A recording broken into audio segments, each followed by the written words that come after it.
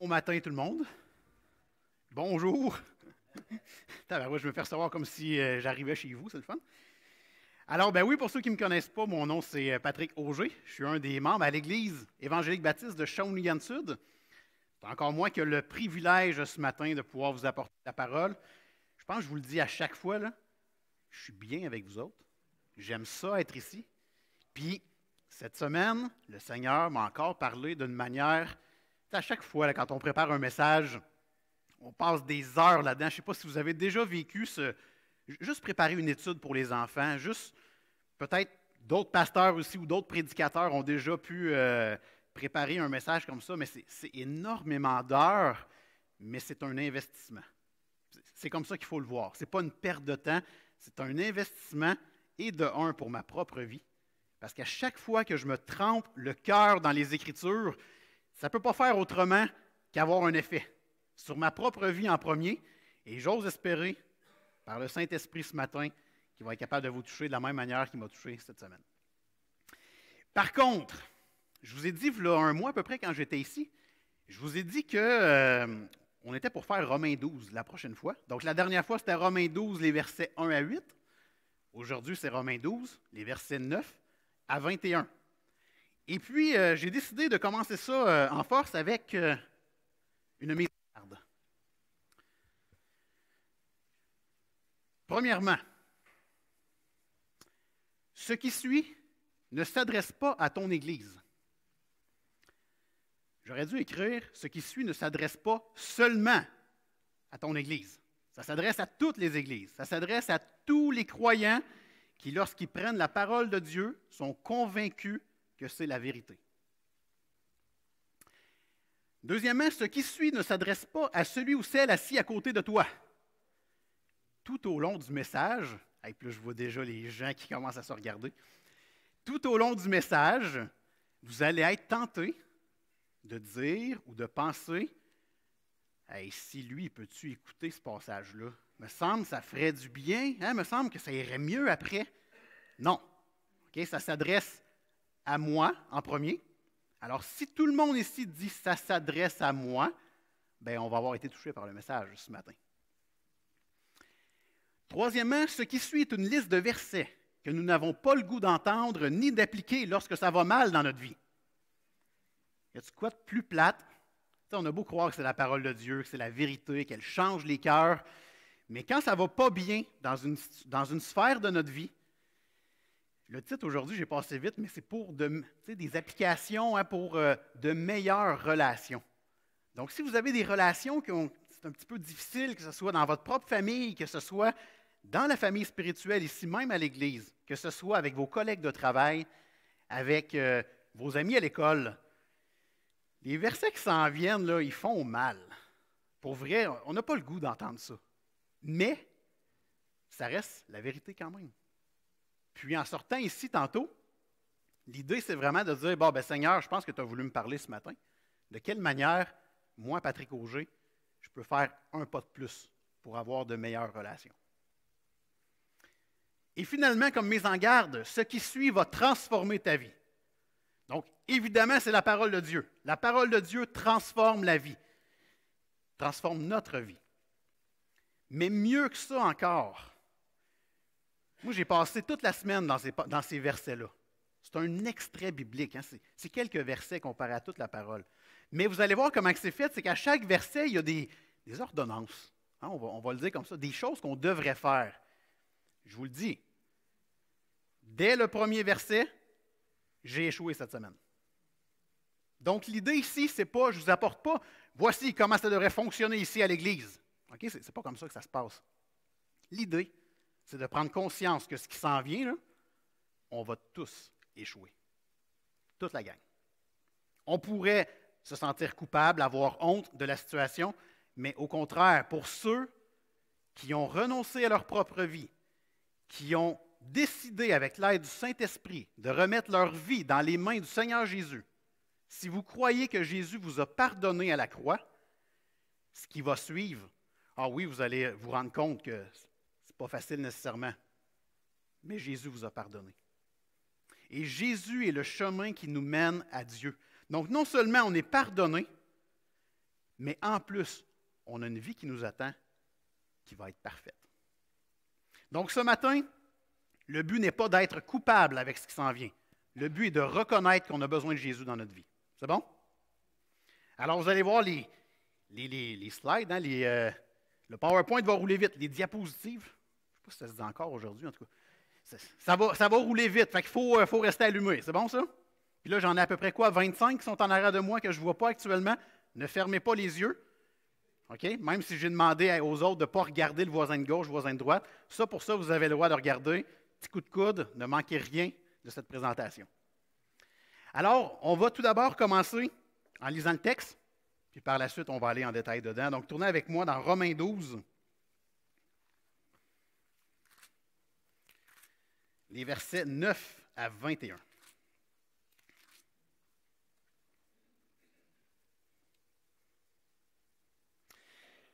Verset 9. Que l'amour soit sans hypocrisie. Quand je vous ai dit que j'avais manqué dès le départ cette semaine, là, c'est ça. Ayez le mal en horreur. Attachez-vous fortement au bien. Par amour fraternel, soyez pleins d'affection les uns pour les autres. Par honneur, usez de prévenance réciproque. Ayez du zèle et non de la paresse. Soyez fervents d'esprit. Servez le Seigneur. Réjouissez-vous en espérance. Soyez patients dans l'affliction. Persévérez dans la prière. Pourvoyez aux besoins des saints. Exercez l'hospitalité. Bénissez ceux qui vous persécutent. Bénissez et ne maudissez pas. Réjouissez-vous avec ceux qui se réjouissent. Pleurez avec ceux qui pleurent. Ayez les mêmes sentiments les uns envers les autres. N'aspirez pas à ce qui est élevé, mais laissez-vous attirer par ce qui est humble. Ne soyez point sages à vos propres yeux. Ne rendez à personne le mal pour le mal. Recherchez ce qui est bien devant tous les hommes. S'il est possible, autant que cela dépend de vous, soyez en paix avec tous les hommes. Ne vous vengez point vous-même, bien-aimés, mais laissez agir la colère, car il est écrit « À moi la vengeance, à moi la rétribution, dit le Seigneur. Mais si ton ennemi a faim, donne-lui à manger. S'il a soif, donne-lui à boire. Car en agissant ainsi, tu amasseras des charbons ardents sur sa tête. Ne te laisse pas vaincre par le mal, mais surmonte le mal par le bien. » On va prier. Seigneur grand Dieu, je relis ce texte-là ce matin puis je me dis, ah boy, comment faire pour respecter ta parole? Peut-être qu'on a une semaine ou une journée que ça va mieux et dès le lendemain, c'est plus difficile. Seigneur, on te demande ce matin de parler à nos cœurs. On le sait, Seigneur, depuis que tu as créé le monde. On sait, Seigneur Dieu, que tu avais un plan merveilleux pour nous. Puis, malheureusement, en tant qu'humain, on a vraiment échoué. Mais heureusement, en tant que Dieu, tu as pallié un moyen qui est Jésus-Christ. Puis ce matin, c'est ce qu'on veut se rappeler. On n'est pas parfait ici présent. Au moment où je suis rentré dans l'Église, j'ai en quelque sorte sali l'Église, si je pense juste comme ça. Mais tu m'as pardonné, Seigneur. Et donc, je suis rentré ici avec la satisfaction de t'appartenir sans le mériter. C'est par ta grâce qu'on est sauvé, Seigneur, puis on va se le rappeler ce matin parce que ce qu'on va voir, ça va être dur si tu n'es pas dans l'équation. Merci d'être présent dans nos vies. S'il y a des gens ici présents, Seigneur, qui n'ont pas encore remis leur vie entre les mains, je demande de faire une œuvre dans leur cœur dès ce matin. Au nom de Jésus, amen. Alors, on se rappelle que la lettre aux Romains est écrite par Paul aux Romains, à des gens qui vivent à Rome. Et au 1er siècle, Rome, c'est considéré comme les États-Unis d'aujourd'hui. C'est un peuple puissant, c'est un peuple qui est en train de conquérir des territoires. Et à travers ça, on a des gens qui sont nouvellement croyants, nouvellement chrétiens. Ils viennent d'apprendre que Jésus, c'est le Sauveur, c'est le Messie. Et on a affaire à des gens qui se réunissent ensemble, qu'aujourd'hui on appelle une église, et qui ont toutes sortes de visions différentes. Parce que là, tout ça est nouveau. Fait qu'il y en a qui croient que Jésus, c'est le Messie. Il y en a d'autres, ouais, je peux y croire un peu, mais il faut continuer à faire d'autres choses. Il faut continuer à faire la loi de Moïse, sinon ça ne marche pas. Et là, on a toutes sortes de visions. Et lorsque une église s'en va dans la vision que Dieu a pour eux, tout le monde fonctionne en unité. Sauf que dans la même église, souvent, on fait plus une équation du genre une vision plus 9 visions égale 10 visions. OK? Donc, on doit faire attention à ça. Et c'est la même chose. Encore, c'est comme ça en 2020. C'est comme ça au début du premier siècle. Donc, dans les années 50, 60, lorsque Paul a écrit cette lettre-là. Et ce matin, on va voir trois. Regardez ça. Si ça. J'ai-tu fermé? Bon, ben ça se peut que je te fasse faire sur le piton maestro. Exact. On va voir trois attitudes. Il y a plusieurs attitudes qui favorisent trois éléments. L'unité, l'humilité et la persévérance. Donc, on va commencer avec l'unité. On va voir des versets là-dedans.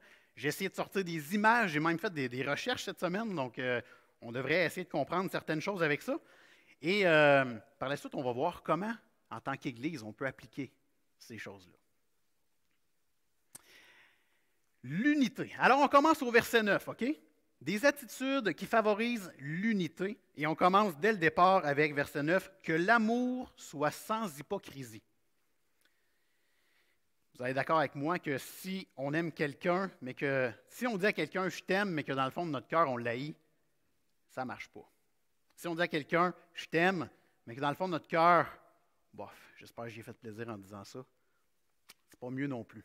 Et je pense qu'il y a une image qui démontre très clairement ce qu'on ne doit pas faire. Alors, ça, c'est un amour hypocrite. C'est d'aller vers l'autre, dire « Hey, salut, je suis bien content de te voir », mais dans notre dos, on n'est pas tout à fait d'accord avec la situation. On continue, verset 10. « Par amour fraternel, soyez pleins d'affection les uns les autres. » Je ne vais pas à chaque verset dire des choses comme je n'aurai pas une image à chaque fois, mais je pense que ça explique bien. Par amour fraternel, on se rappelle que la lettre aux Romains a été écrite pour des frères. À combien de fois Paul dit « frères bien-aimés ». Évidemment, on dit « frères » ici, on est en 2020. Frères et sœurs, chers enfants dans l'assistance, vous les retraités, collègues de travail, on est tous visés par amour fraternel. Donc, quand on dit qu'on est frères et sœurs en Jésus, c'est qu'on croit tous que Jésus nous a sauvés. Soyez pleins d'affection les uns les autres. Il n'y a pas d'ennemis dans une église. Ça ne se peut pas. Ce n'est pas un mot qui devrait rentrer dans une église. On est des frères et des sœurs. Vous vous rappelez dans 1 Corinthiens 12, on est tous les membres d'un corps. On est différents. Je pense que ça, pas besoin d'aller trop loin là-dedans. On est tous différents, mais on est tous unis. C'est ce que Jésus veut pour nous. Pourvoyez aux besoins des saints et exercez l'hospitalité. Et ça, c'est intéressant. Je ne sais pas vous ici à Victo, nous à Shawinigan, dans d'autres églises, on a une tendance à vouloir faire du bien à la communauté. Je ne sais pas si vous vivez la même chose ici. Et c'est très bien, soit dit en passant. Jésus lui-même l'a fait. Il a donné à manger à des gens qu'il ne connaissait pas, il a donné à boire, il a fait des miracles à des gens qu'à première vue, il ne semblait pas faire partie de son peuple. Tout ça peut changer avec le temps, mais à la base, on est toujours surpris. Par contre, ici, ce que Paul nous demande, c'est de pourvoir aux besoins des saints. Donc, entre nous ici, on doit s'entraider. On doit pourvoir nos besoins. Il y a des gens plus riches ici, il y a des gens plus pauvres, il y a des gens qui ont beaucoup de temps, il y en a qui en ont moins. On doit tous être ensemble pour s'entraider dans tout ça. Et, bien que nous soyons chrétiens ce matin, on est des Québécois. Puis, j'ai sorti une statistique qui est un peu troublante. Regardez bien ça. C'est une statistique qui nous dit en vrai les dons de charité au pays, au Canada. Et ce qu'on va voir ici, c'est le don médian. Ce n'est pas la moyenne. Donc, le don médian, ça veut dire, par exemple, au Canada, le premier en haut, une personne donne 300 $ par année. en œuvre de charité ou en organisation de bienfaisance. Ça, c'est le don médian. Ça veut dire que 50% des gens donnent moins et 50% des gens donnent plus. La moyenne au Canada, le don médian, c'est 300. Regardez au Québec, 130. On est les plus bas, financièrement parlant. Donc, je ne suis pas en train de vous apporter ici l'évangile de la prospérité. Au contraire, je suis en train d'exprimer que si nous voulons que notre Église ait un impact dans la communauté, bien, il va falloir sacrifier plus pour que l'Évangile soit évident. Ce n'est pas juste une question d'argent, mais pas d'argent, il n'y a pas d'Église. Il n'y a pas de bâtiment. Il n'y a pas de pasteur. Okay? Donc, c'est vraiment une question québécoise ici, et non pas juste Victoria-Villoise. C'est comme ça qu'on vous nomme ici? Oh boy. Donc, c'est vraiment un concept québécois qu'il faut réfléchir en tant que Québécois chrétien. Est-ce qu'on peut donner plus? Maintenant, peut-être parmi vous, vous allez dire, « Ouais, mais là, attention, là, Pat, là, peut-être qu'au niveau du bénévolat, c'est mieux. Hein, on donne peut-être plus de temps. » Ben non, toi. Pas mieux, pas en tout. Regardez ça. Le Québec et le bénévolat. Évidemment, c'est un article de 2010. OK? Ça fait déjà 10 ans. Mais je suis pas mal convaincu qu'on est encore dans ces eaux-là. Alors, la Saskatchewan avait le taux de bénévolat le plus élevé, où est-ce que 58% des gens de 15 ans et plus offraient du temps à quelqu'un ou à un organisme. Les taux les plus faibles, bien, on est ex-aequo avec les territoires du Nord-Ouest. Donc, le Québec à 37%. On est encore une fois les plus faibles du Canada pour ce qui est de donner de notre temps à une organisation et très certainement à des gens qui nous entourent. Donc, lorsque Paul nous dit de pourvoir aux besoins des saints, à ce moment-là, il parlait aux Romains. Mais encore aujourd'hui, ça a un impact pour nous. On a quelque chose à faire, on a quelque chose à s'améliorer, il n'y a pas de doute là-dessus. Moi, le premier. D'ailleurs, après cette semaine, j'ai fait « Seigneur, qu'est-ce que je peux faire de plus? » Tu sais, je travaille, j'ai une bonne job, ma femme, elle travaille, elle a une bonne job. Peut-être qu'au niveau du temps, c'est plus difficile, mais au niveau de l'argent, on doit être capable de faire quelque chose de plus. Donc, prions là-dessus. On poursuit au verset 14, des attitudes qui favorisent l'unité. Bénissez ceux qui vous persécutent, bénissez et ne maudissez pas. Donc, toujours rester dans le bien. Réjouissez-vous avec ceux qui se réjouissent, pleurez avec ceux qui pleurent. Ça, c'est vraiment comique parce que je n'avais pas d'exemple, puis Éric nous en a apporté une tantôt. Vous avez une sœur dans l'Église qui vient de se réjouir parce qu'il vient d'arriver quelque chose dans sa famille d'extrêmement positif. Je ne sais pas si je dois me réjouir ou pleurer de joie actuellement, mais il faut qu'il se passe quelque chose. Puis en tant que Québécois ou en tant que personne humaine, notre idée souvent, c'est quand quelqu'un a de la joie, on devient envieux. Puis quand quelqu'un pleure, on est indifférent. Mais comme chrétien, ni une ni l'autre n'est bon. On doit se réjouir avec ceux qui se réjouissent, qui ont de la joie, et pleurer avec ceux qui pleurent. On est ensemble. C'est ça l'unité. Ayez les mêmes sentiments les uns envers les autres. Encore une fois, c'est des choses quand même difficiles d'avoir les mêmes sentiments. Dieu ne nous a pas fait comme étant des robots. Hein? Il ne nous dit pas, maintenant souriez, virez à gauche. C'est pas comme ça que ça se passe. On est tous différents, c'est ça qui est beau. Donc ici, ce que ça veut dire, c'est pas de penser toutes pareil, d'avoir une pensée unique dans l'Église. Impossible. Puis si à un moment donné, vous dites que c'est possible, bien souvent, c'est parce que c'est peut-être un peu... La personne dit « Oui, oui, je vais vous suivre », mais dans le fond de son cœur, elle n'a pas nécessairement le goût. On est tous différents, mais ce qui est important ici, ça c'est une Église qu'on voit là. Hein? On a des gens calmes pour le même sujet. Je vous apporte un sujet ce matin.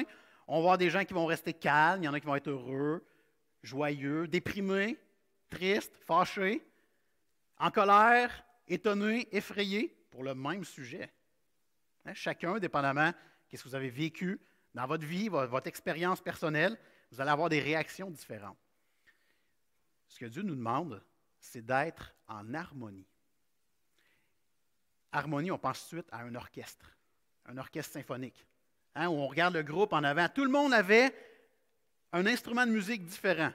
si tout le monde part avec son idée, il y en a une couple qui serait sortie, je pense, un matin. Hein?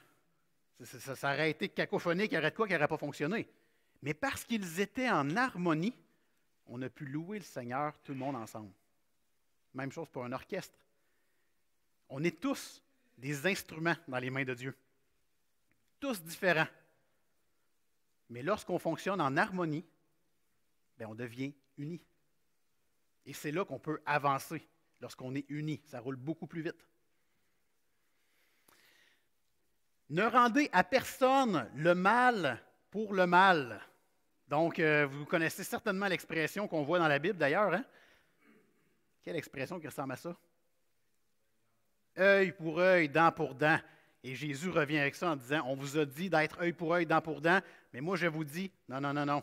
Puis il va encore plus profond que ce qu'on a là. Hein. Il va même à dire, quelqu'un te fait du mal, quelqu'un te frappe sur une joue, présente-lui l'autre.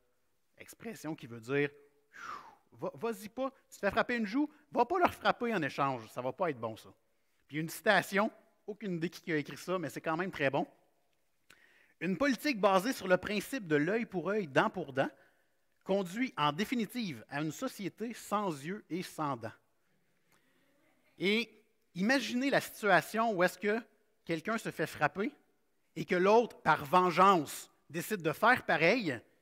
Quelle société tout croche qu'on va avoir. Lorsqu'on fait régner le mal, on s'en va dans la mauvaise direction.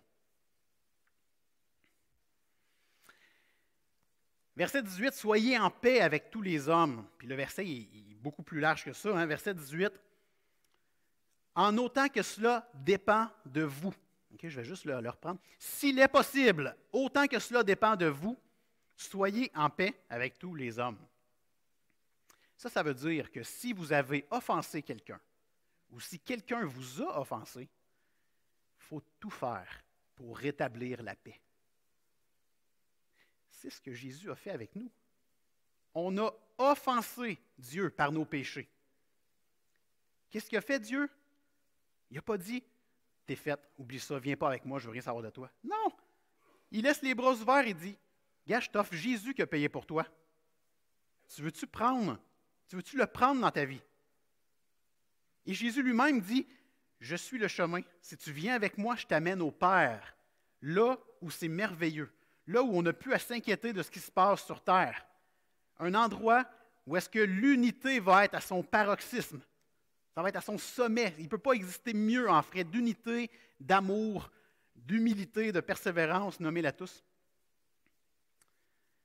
Donc, être en paix avec tous les hommes, et toutes les femmes, évidemment, c'est dur, c'est pas évident. Il y a des raisons pour ça. On va le voir plus loin. Mais je pense qu'il y a une partie d'orgueil qu'on a travaillé tous là-dessus également. Ne vous vengez pas vous-même. Donc, on parlait de vengeance. La vengeance, c'est comme la drogue. Ça fait du bien sur le coup, mais ça ne règle rien. Okay? Ça ne règle rien, et non seulement ça ne règle rien, mais il y a de fortes chances que ça rempire avec le temps, si tu continues à utiliser ça. Donc, allons pas vers ça. Mais si ton ennemi a faim, donne-lui à manger. Si ton ennemi a soif, donne-lui à boire. Donc, Paul, encore une fois, ici, il n'est pas en train de parler d'ennemis entre frères et sœurs. Ça n'existe pas, ça, des ennemis entre frères et sœurs. Dans l'Église locale, dans l'Église de Dieu, il n'y a pas d'ennemis.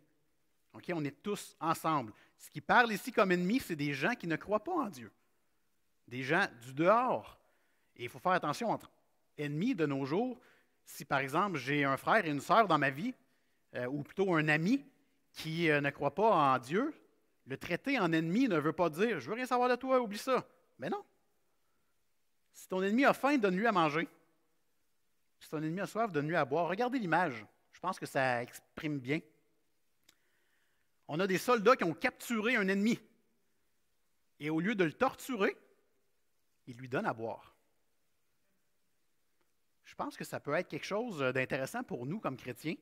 Et ce passage-là nous dit même, « Car en agissant ainsi, tu amasseras des charbons ardents sur sa tête. » Des charbons ardents, moi, il a fallu que je fasse une petite recherche là, parce que je ne comprenais pas trop la signification. Les commentateurs disent différentes choses, mais ce qu'il faut se rappeler, c'est que des charbons ardents, c'est ça, là, l'espèce de charbon qu'on retrouvait dans les barbecues, là, qu'on retrouve encore aujourd'hui dans certains barbecues. Alors, ça sert à faire du feu, à réchauffer. Donc, ça sert à se réchauffer quand il fait froid et ça sert à réchauffer la nourriture, à la faire cuire pour pouvoir la manger. Le principe ici, c'est qu'à l'époque, et dans certaines cultures aujourd'hui encore, les gens, quand ils transportent des choses, ils les mettent sur leur tête. Donc, ils transportent une espèce de baril, puis ils s'en vont comme ça. On le voit encore dans des pays africains ou peut-être en Haïti même. Mais ce que ça dit ici, c'est que si tu donnes à boire et à manger à ton ennemi, tu amasseras des charbons ardents sur sa tête. Un commentaire disait, je n'étais pas là dans ce temps-là, fait que je me fie un peu là-dessus, il disait, si la personne, elle arrive pour faire cuire sa nourriture puis elle n'a plus de charbon ardent, ben, elle va aller dans le village, elle va se mettre son plat en genre de métal et il va espérer qu'une voisine ou un voisin gentil va lui donner des charbons. Et parfois, il faut le faire même avec quelqu'un qu'on n'aime pas. Ça dépend de sa survie. Et c'est un peu le passage ici, c'est de se rappeler que lorsqu'on aide quelqu'un qui ne le mérite pas, on fait exactement ce que Dieu a fait avec nous. On ne mérite pas d'aller au ciel avec lui.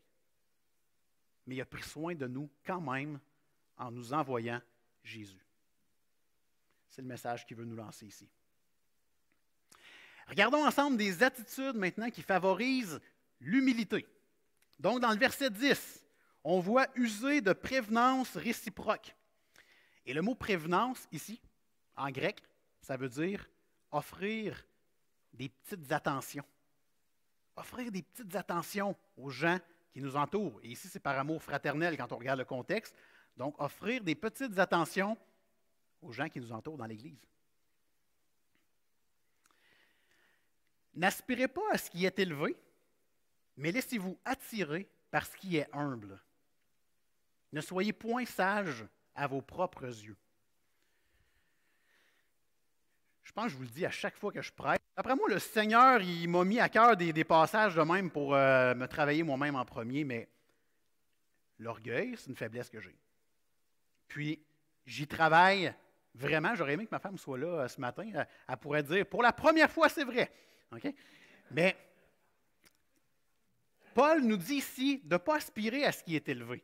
Tant mieux si Dieu vous donne une position comme Daniel dans l'Ancien Testament ou comme David. Mais l'idée, c'est de ne pas aspirer. C'est de laisser Dieu agir et de faire la volonté de Dieu. C'est ça que ça veut dire ici. Laissez-vous attirer par ce qui est humble. Et ben, c'est ça. J'ai plus de misère avec ça, ce petit bout-là, mais j'y travaille vraiment. J'espère que vous faites pareil de votre côté. Oh, je vais avoir besoin d'un petit coup de main pour faire avancer ça. Laissez agir la colère, verset 19. Donc, encore une fois, si quelqu'un t'a fait du mal, verbalement ou physiquement ou psychologiquement, peu importe, laissez agir la colère. Ce n'est pas le temps de réagir. C'est le temps de prendre un pas de recul, de respirer, de prier, de faire confiance au Seigneur. Et très souvent, vous allez remarquer, lorsqu'on ne répond pas trop vite à une attaque, bien, des fois, le repos nous aide à relaxer. Le temps qu'on se prend, évidemment, on ne dit pas nécessairement de prendre 6 mois avant de régler une situation, mais un certain temps qu'on prend, on peut aller chercher conseil auprès d'hommes et de femmes matures. Mais d'aller en réaction, ça va à l'encontre de laisser agir la colère. On laisse reposer la colère. Si vous le sentez que vous allez lâcher une craque, là, vous allez dire quelque chose qu'il ne faut pas, sortez de là. Allez-vous-en chez vous. Priez. Surmonte le mal par le bien. Sois vainqueur du mal par le bien. Donc, je vous ai dit qu'un mot qui ne doit pas rentrer dans une église, c'est le mot ennemi. On n'est pas des ennemis, on est des frères et sœurs, on est une famille. Le mot mal ne doit pas non plus prendre la place dans l'Église. On ne doit pas se laisser atteindre par le mal. Il y a des gens qui nous entourent, il y a peut-être des gens qui vont rentrer dans l'Église des fois qui vont mal agir, mais ne laissez-vous pas embarquer là-dedans. Surmontez le mal par le bien. Regardons maintenant des attitudes qui favorisent la persévérance. Ayez du zèle. Du zèle. Soyez actifs. Soyez bouillants. C'est un peu ça, là, un peu la même chose que soyez fervents. Ayez du zèle et non de la paresse. OK? Ça veut dire, soyez au-devant. Allez vers Dieu. Soyez fervents d'esprit. Servez le Seigneur. Ça veut dire, peu importe ce qui arrive dans ta vie actuellement, fonce puis sers le Seigneur. Ne te laisse pas abattre par le mal. Ne te laisse pas abattre par des choses qui arrivent sur terre. Écoutez, si vous trouvez que ça va mal dans votre vie actuellement, mais dites-vous qu'il y a des millions de personnes qui vivent des sujets différents très certainement, mais qui se disent la même chose. Aïe, aïe, ça va donc bien mal. Puis pas besoin d'aller dans... En vrai, vous avez juste à regarder la première page d'un journal, puis ça vous en dit assez long à quel point ça va mal habituellement. Mais imaginez, dans votre propre vie, vous vivez la même chose. Mais le Seigneur, ce qu'il dit, c'est que malgré ça, persévère. Viens-t'en vers moi, serre-moi. C'est ça qui est important ici. Réjouissez-vous en espérance. Soyez patients dans l'affliction et persévérez dans la prière. Réjouissez-vous en espérance. Les chrétiens sont les seuls qui ont un espoir véritable de jours meilleurs. Profitez-en. Vous avez l'occasion, en tant que croyant, d'accepter la situation présentement qui n'est pas évidente et de dire, Seigneur, je le sais qu'il y a des jours meilleurs qui s'en viennent parce que je t'appartiens. Tu m'as sauvé.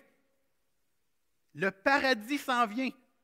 Ça, c'est toute une espérance. Personne d'autre au monde ne peut avoir une espérance comme celle-là. À la limite, dans certaines religions, il y a des gens qui vont dire « Je pense que j'en ai fait assez pour peut-être aller à Dieu. » Il y a certaines religions que c'est comme ça. Les chrétiens, nous, c'est « Je suis convaincu que j'en ai pas fait assez pour aller à Dieu. » Mais Jésus a payé pour moi. Soyez patients dans l'affliction. Lorsqu'on vit des épreuves, est-ce qu'on a vraiment le goût d'être patient? Non, on a hâte que ça finisse au plus vite. Puis, malheureusement, des fois, ça ne finit pas. Ça n'arrête pas.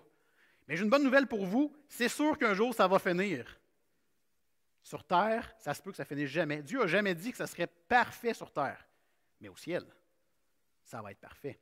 Puis il y a un passage qui me vient en tête là, puis je me rappelle plus où, dans une des lettres de Paul, mais qui dit de regarder, vous vous rappelez, regardez aux choses célestes. Ne regardez pas aux choses terrestres. Vous allez trouver ça dur ici, là. Regardez aux choses célestes. Dieu nous attend les bras grands ouverts. En vrai, il prend déjà soin de nous. On est déjà dans la joie, sachant qu'il y a de quoi de merveilleux qui s'en vient. Et comment faire pour être patient dans les épreuves? Persévérer dans la prière. Et pour bien comprendre la prière dans un contexte d'épreuve, il faut bien comprendre la résilience. Est-ce que vous savez c'est quoi la résilience? Pour ceux qui ne savent pas, la résilience, c'est la manière dont on se relève après une épreuve. Alors, plus on est résilient, plus on va se relever après une épreuve, puis ça va bien aller.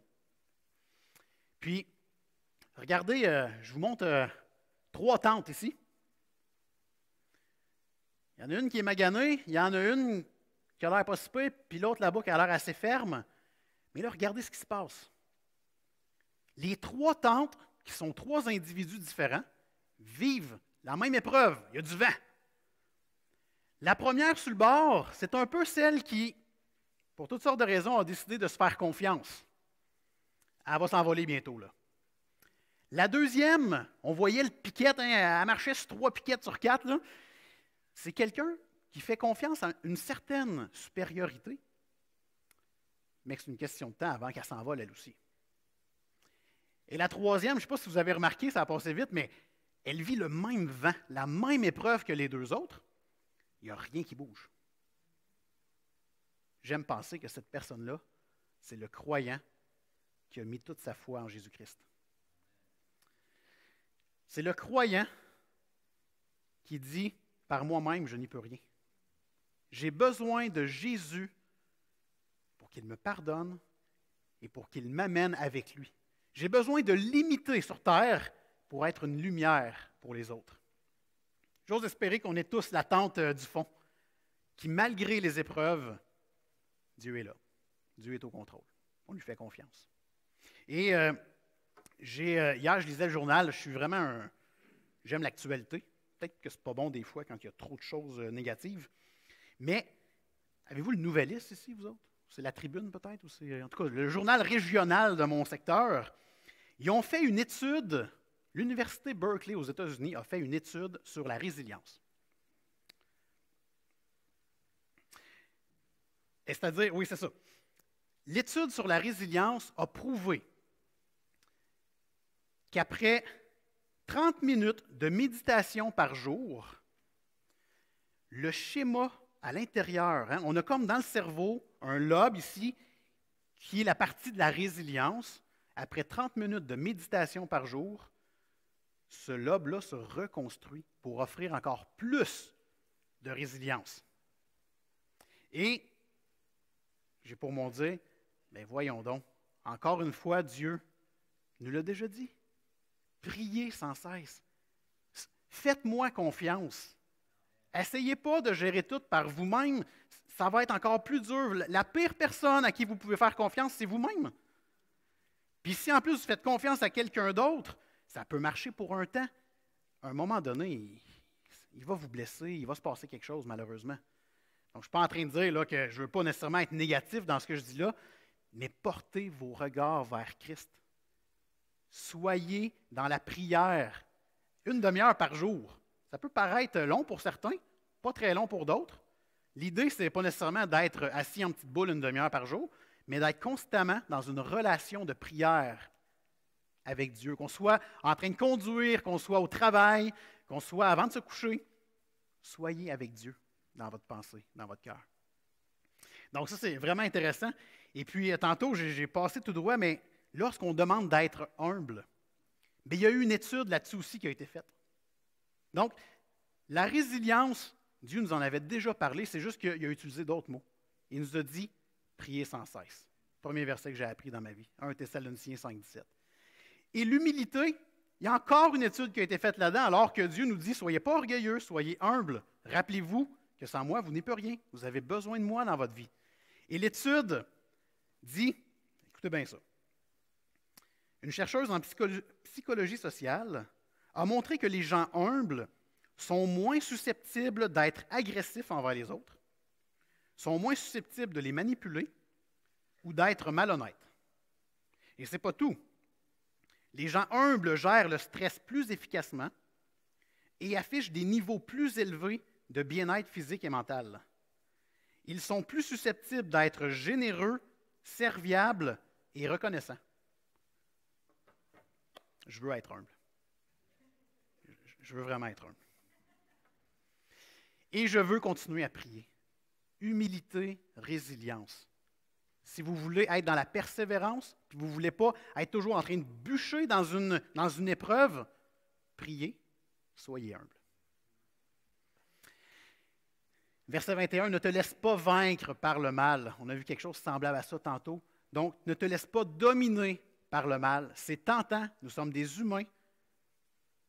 Nos enfants, ils ont à peine quelques jours, quelques mois, quelques années, on les voit pécher.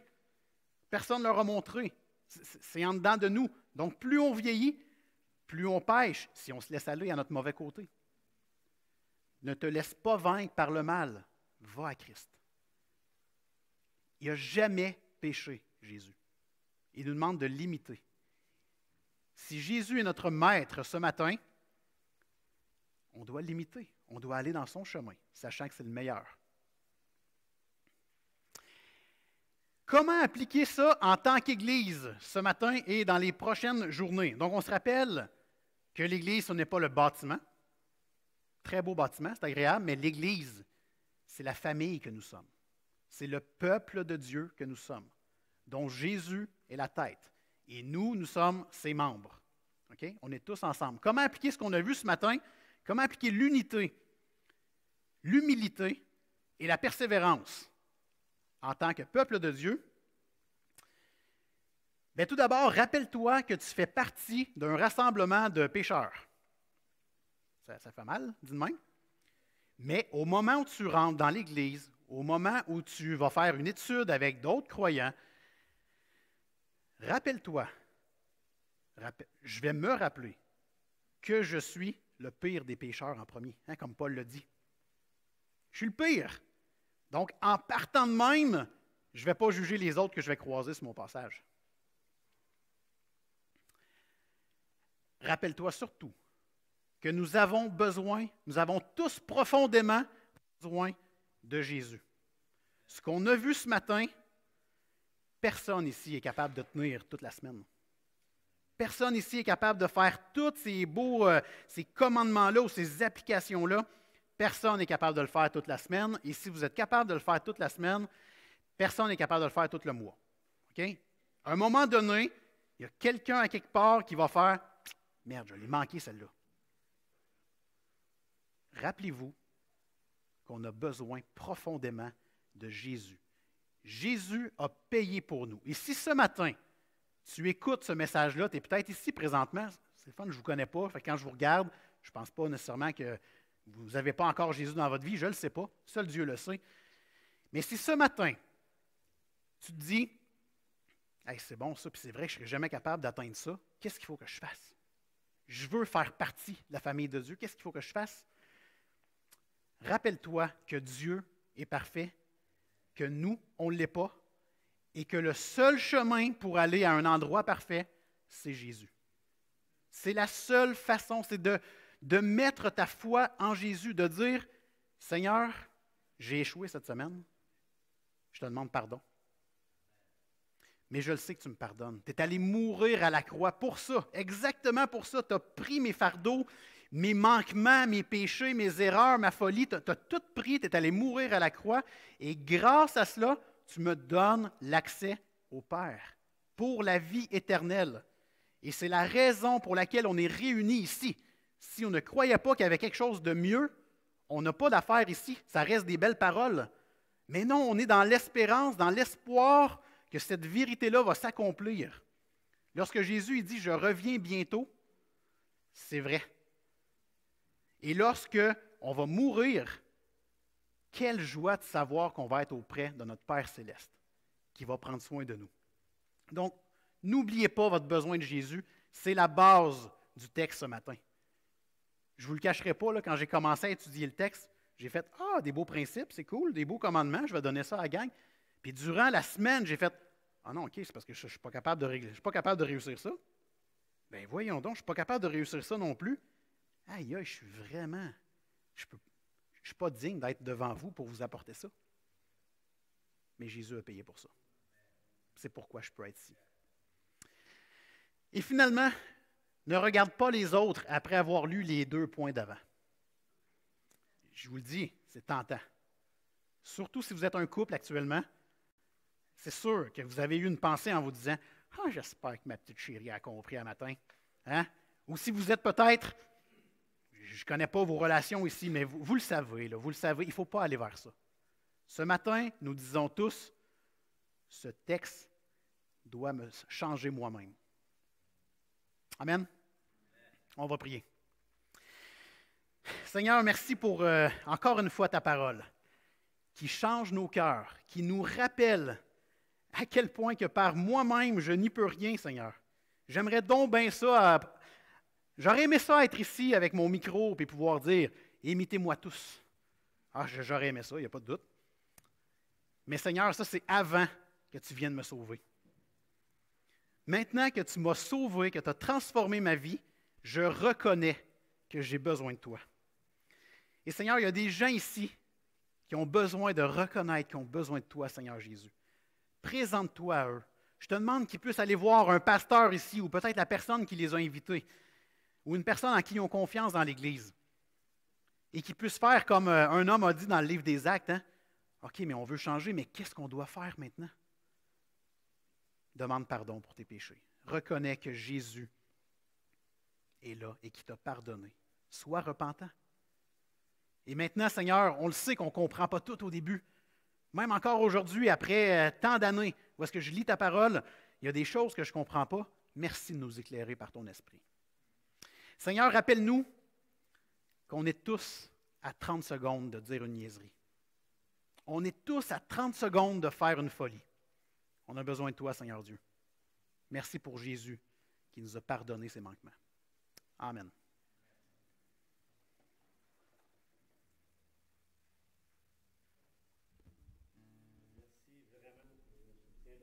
Patrick, c'est très apprécié.